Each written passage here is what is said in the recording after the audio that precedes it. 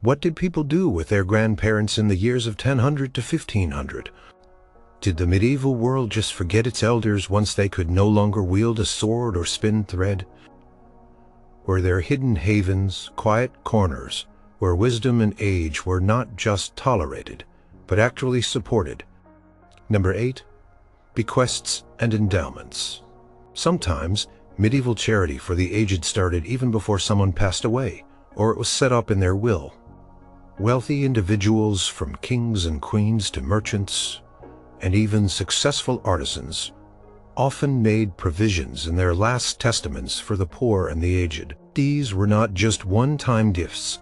Often they were endowments, meaning a sum of money or property was set aside, and the income from it would perpetually fund a charitable cause. Think of it like a medieval trust fund for good deeds. A noblewoman in 14th century England might leave a portion of her lands to a local church, specifically stating that the annual rents from that land should be used to provide bread and ale for a dozen elderly poor villagers every Christmas. This was a common way for people to secure their spiritual well-being, believing that such acts of charity would help their souls in the afterlife. The records of Exeter Cathedral in the 13th century, for example, show numerous gifts of land and money from local gentry and merchants, specifically to support the cathedrals, compicen to the poor and infirm, many of whom were. These endowments were crucial because they provided a stable, long-term source of income for charity rather than relying on fickle donations. Consider the detailed will of a prosperous London mercer from the late 15th century. He might not only leave money for masses to be said for his soul, but also direct a substantial sum to be invested, with the interest used to purchase warm cloaks for 20 elderly men and women in his parish. This was not a small sum, and such a bequest could make a real difference in the lives of those facing the harsh realities of old age. In a cold climate, the details often specify the types of people to receive the aid, often the most needy, those of good repute, and especially the old and infirm. Across Europe, similar patterns existed. In the thriving mercantile cities of Italy, families like the Medici or the lesser-known but equally pious Florentine merchants would establish perpetual funds to support the aged poor in their parishes. A typical Florentine will from the 15th century might stipulate that a portion of the family's urban property rents be dedicated to supporting aged widows, ensuring they had a roof over their heads and a basic allowance for food. These provisions were meticulously recorded by notaries, ensuring their terms were carried out for generations. The idea was to create a lasting legacy of care, a continuous stream of support that extended far beyond the lifetime of the donor. In France, particularly after the devastating Black Death, there was an increased emphasis on such testamentary charity. Many wills from the 14th and 15th centuries included specific clauses for the distribution of alms to the pauvres honteux, the shamefaced poor, those who had fallen on hard times but were too proud to beg, often including elderly people who had once been respectable.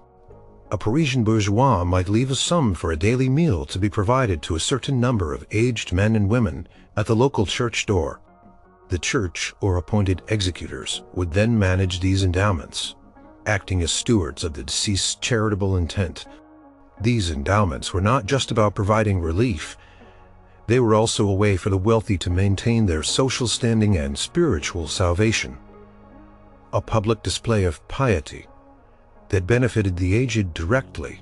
Sometimes these bequests were incredibly detailed, even specifying the exact clothing or food items to be distributed. A widow in a smaller English town in the 14th century might leave her small cottage to the parish with the stipulation that it always house an elderly childless woman, and that a small sum from her remaining savings be used annually to buy coal for that occupant. Such localized, intimate acts of charity were common and formed a significant part of the safety net for the elderly. They show a deep awareness of the specific needs of the aged: warmth, food, and shelter. and a desire to provide these basic necessities in perpetuity. The stability provided by these endowments was invaluable in a world without state pensions or widespread social security systems. Number 7. Confraternities and fraternal societies, a medieval version of a club, but instead of just fun, it was about serious support, especially for your fellow members when they hit tough times, like old age.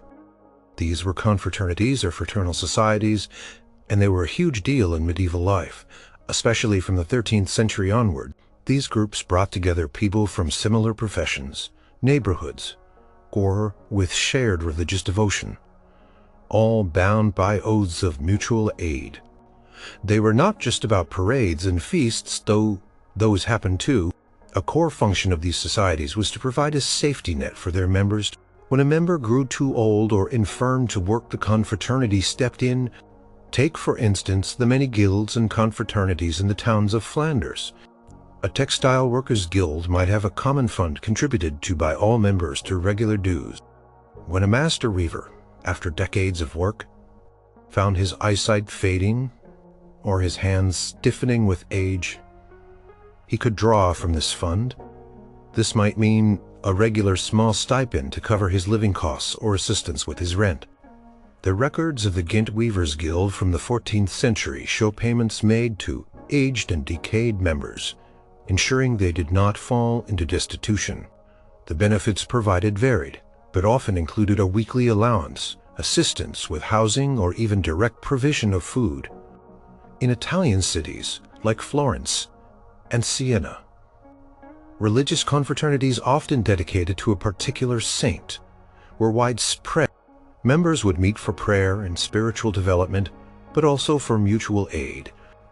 If an elderly member of a Florentine confraternity of St. Peter Martyr became unable to support himself, the confraternity would collectively contribute to his upkeep. This was not charity in the sense of handouts to strangers. It was a right of membership earned through years of contribution and participation. These groups fostered a strong sense of community and responsibility towards one another. A key aspect of their support for the aged was ensuring a dignified burial. Many confraternities owned plots and cemeteries and would pay for the funeral rites and burial of their elderly members, a significant relief to families who might otherwise struggle with such costs. In England, similar fraternal guilds flourished.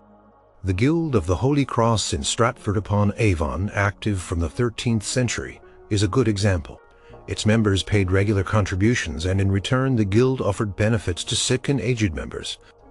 If a member became impotent from age, the guild would provide a weekly allowance. They even provided housing in their almshouse, a testament to their comprehensive care.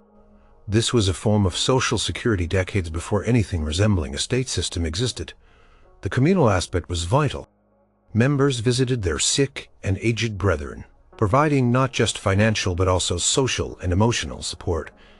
This kept elderly individuals integrated into their communities rather than isolated. Beyond financial aid, confraternities often provided practical support.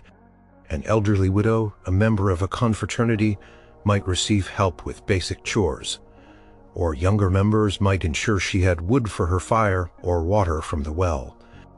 This hands-on care was just as important as the monetary contributions. The rules of many confraternities explicitly stated their commitment to looking after their elderly members, often emphasizing piety and good conduct as prerequisites for receiving aid. A confraternity in Bologna, in the 15th century for instance, detailed how its funds were to be used to support its elderly members who were poor and unable to work, ensuring they had food and drink, and a place to rest. The emphasis was always on ensuring their members did not end their days in abject poverty or without community support. These were truly mutual aid societies where the young supported the old, knowing that one day they too might need the same care.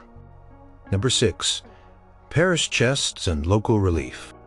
Before any grand government welfare systems existed, local communities often stepped up to care for their own, and the parish church was usually at the heart of it. The parish chest was not just a place for important documents. It often held the meager funds set aside for local relief, a lifeline for many, especially the aged.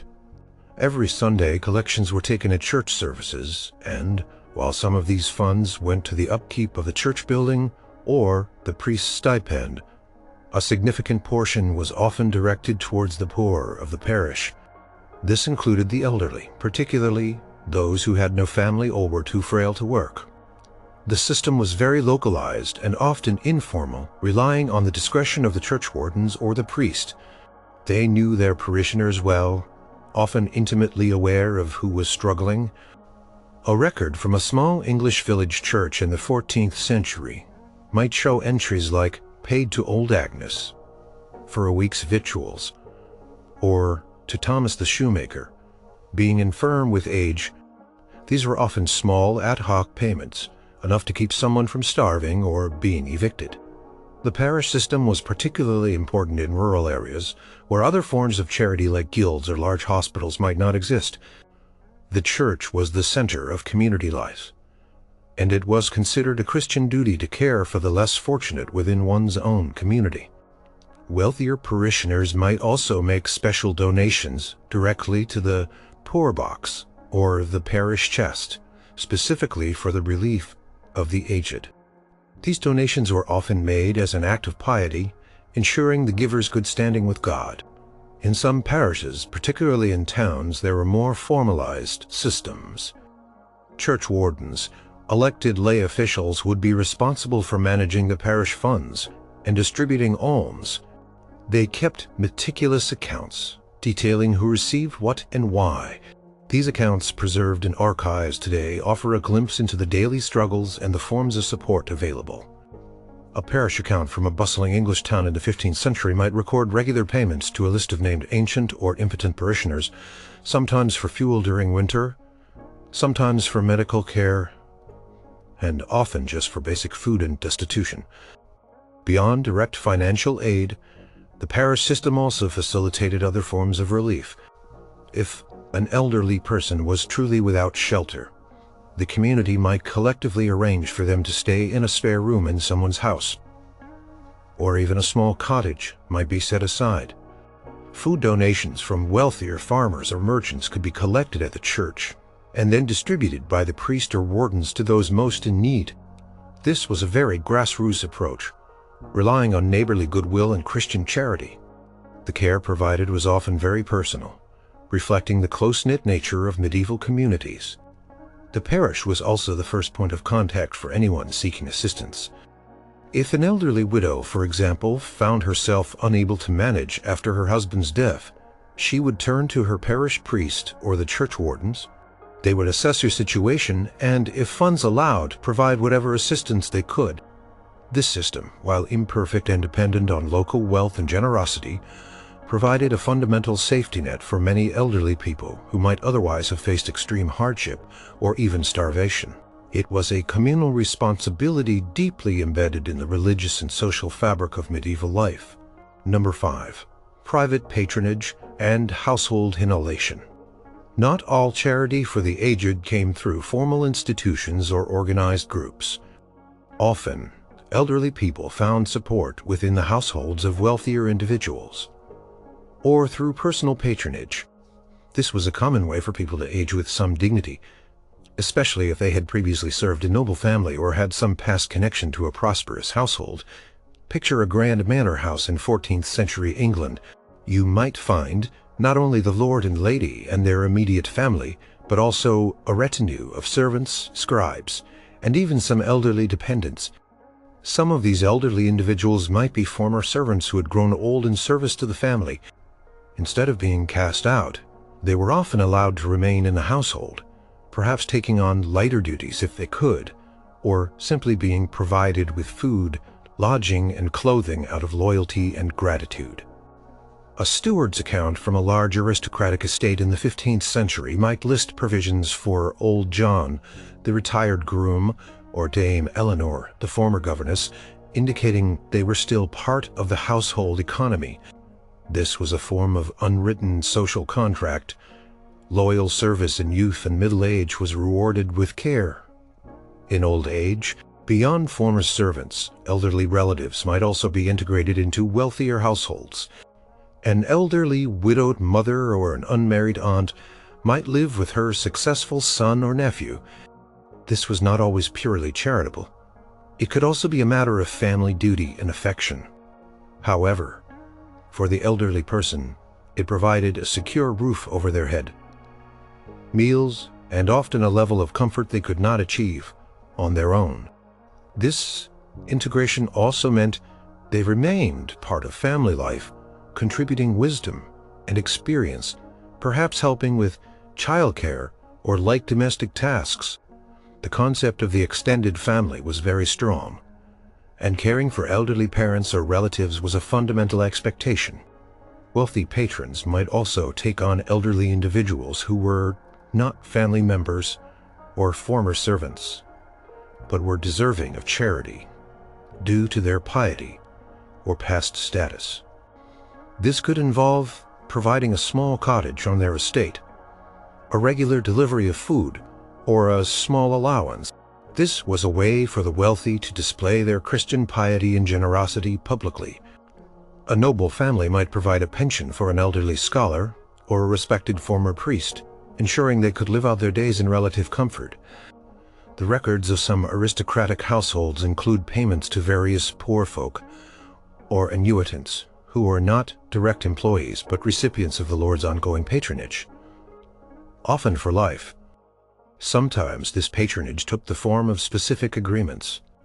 A prosperous merchant in a medieval town might agree to provide an elderly, infirm craftsman with a weekly loaf of bread and a certain amount of ale in exchange for the craftsman, teaching his skills to the merchant's son. This was a reciprocal arrangement, but it still provided essential support to the elderly person. The flexibility of private patronage meant that the arrangements could be highly individualized, tailored to the specific needs of the elderly person and the resources of the patron.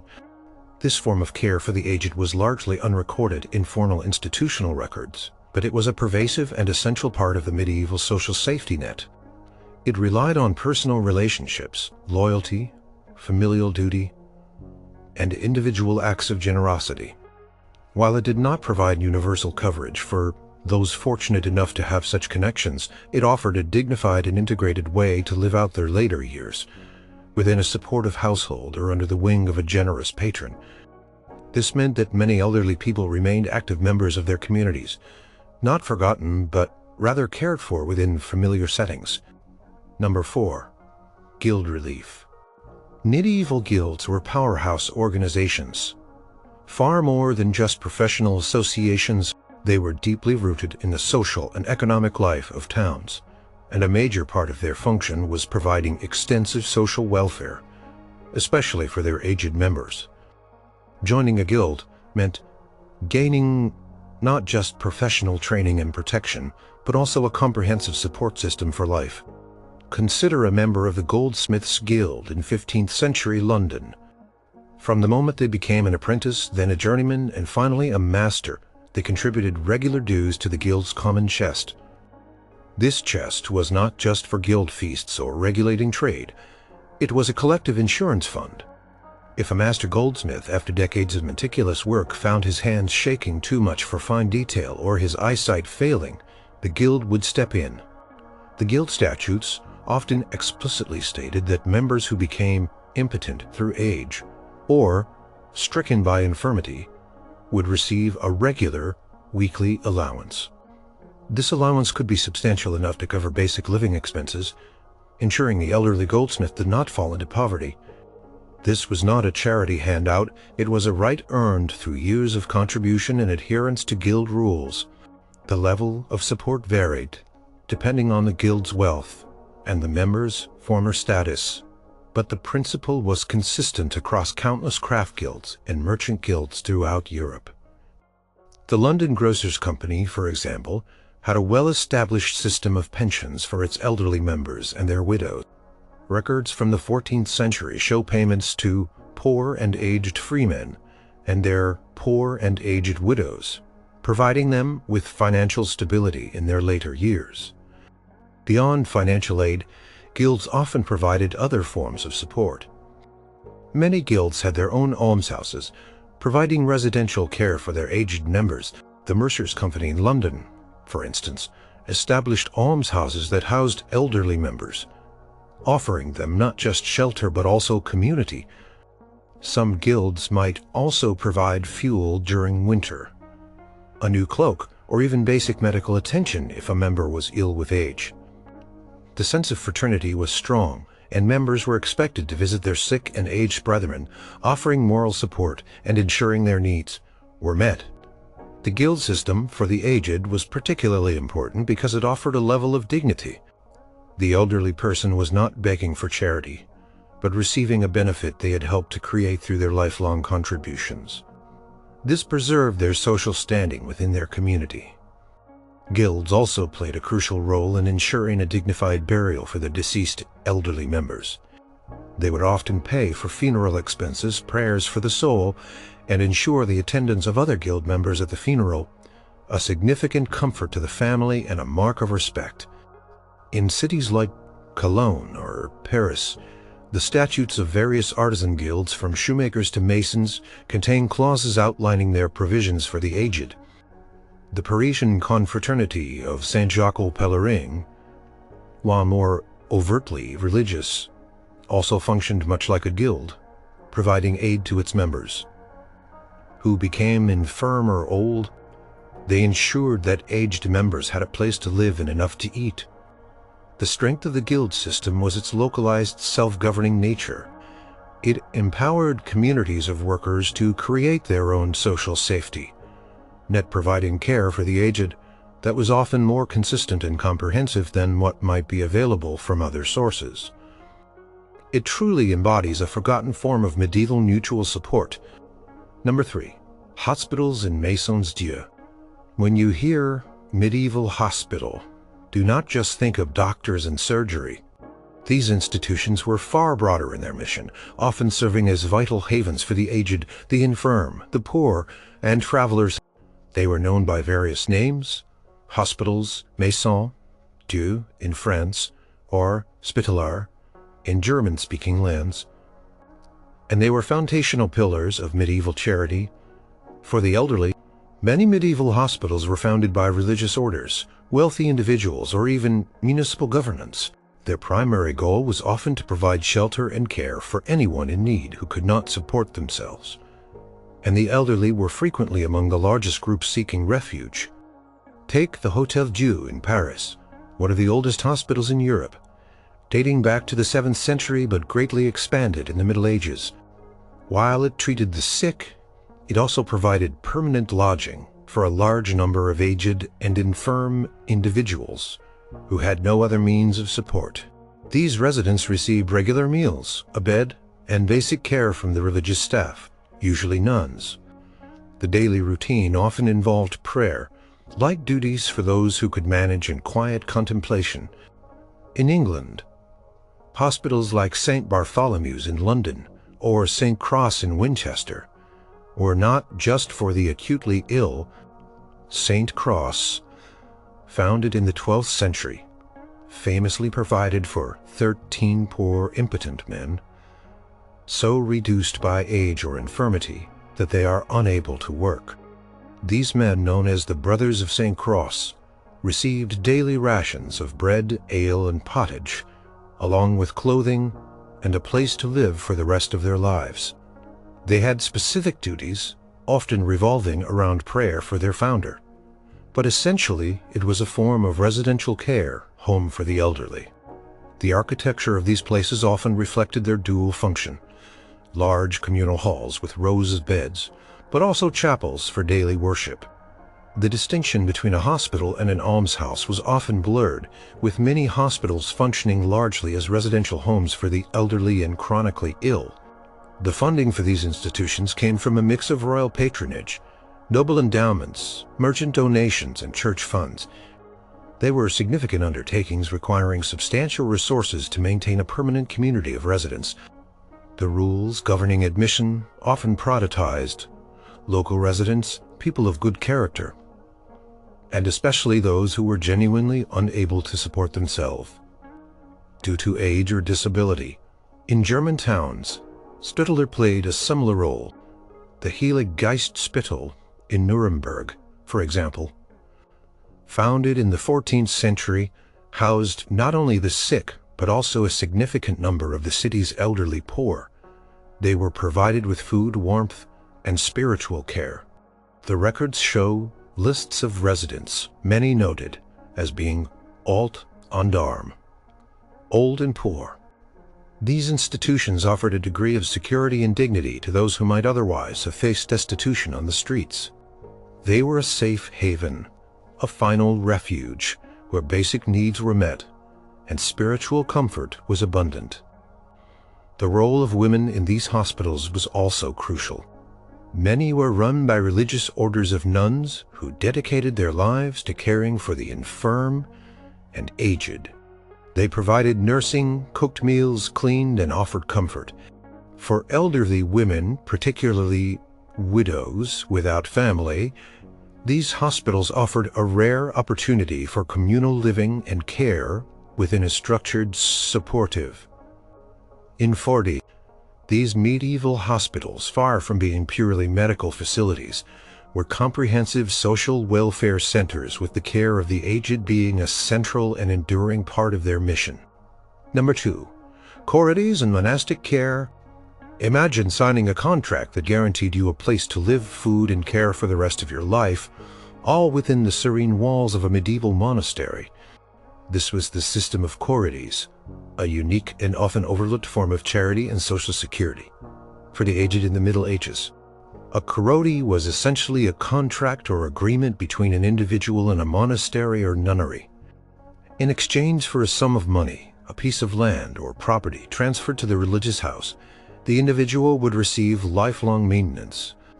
This meant a place to live within the monastic precinct or an associated building, daily meals, often equivalent to those of the monks or canons, clothing, and sometimes even medical care.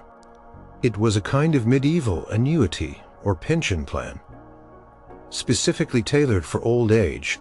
Who would enter into such an agreement? Often, it was elderly people who had no heirs or whose heirs were unable or unwilling to care for them. It could also be wealthy individuals who wished to spend their final years in a spiritual environment, assured of comfort and a dignified existence without the worries of daily provision. A noble knight might grant his lands to an abbey in exchange for a charity for himself and perhaps his elderly wife, ensuring their future security and spiritual peace. The monastic records of Durham Cathedral Priory in England, for example, show numerous charity agreements in the 14th century detailing the precise rations and lodging provided to these charodians. They received bread, ale, meat, fish, and sometimes even servants to attend to their needs. From the monastery's perspective, selling charities was a way to generate income or acquire land. While it was a form of charity, it was also a business transaction. However, the spiritual benefit to the charodians was immense.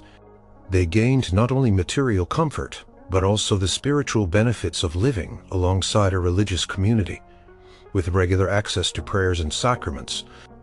Many charities stipulated that the charodians should also pray for the souls of the monastery's benefactors, integrating them into the monastic spiritual life. Charities were not just for the wealthy. Sometimes lower status individuals might secure smaller charities, perhaps receiving only a daily portion of food or a small room in an outbuilding in exchange for a smaller payment or service. The system reflected the medieval belief that the church had a duty to care for the aged and infirm, and charities formalized this duty.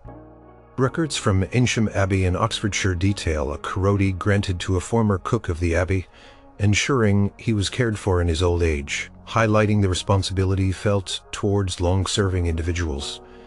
They might detail the type of bread, the amount of ale, the quality of meat or fish, and even the frequency of new garments. Some stipulated the right to a specific room, or access to the infirmary if needed. This level of detail speaks to the importance placed on ensuring the comfort and dignity of the charodians. For many, it was a way to avoid the fear of destitution in old age, offering a secure and spiritually rich environment for their final years. The system of charities represents a significant and practical form of medieval social welfare, providing a structured approach to caring for the aged that predates modern pension schemes by centuries. Number 1. Almshouses. When you think of forgotten forms of medieval charity for the aged, almshouses stand out as a foundational pillar. These were specifically designed residential institutions, providing a permanent home for the elderly, poor, and infirm. They were a crucial answer to the question of what happened to people when they could no longer work and had no family to support them.